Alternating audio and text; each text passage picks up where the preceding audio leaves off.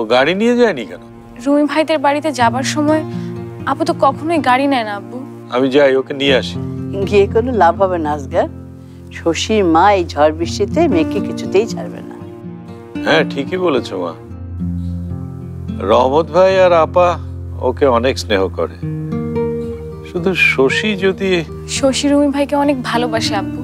তাছাড়া ওর বয়সটাও তো কম। ওর বাবা মা জীবনে যতটা বোঝেন, শশী তো এখন সেটা বোঝে না। বুঝবে মা,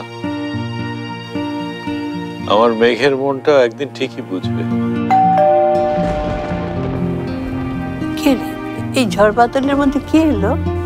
আমি দেখছি তাই।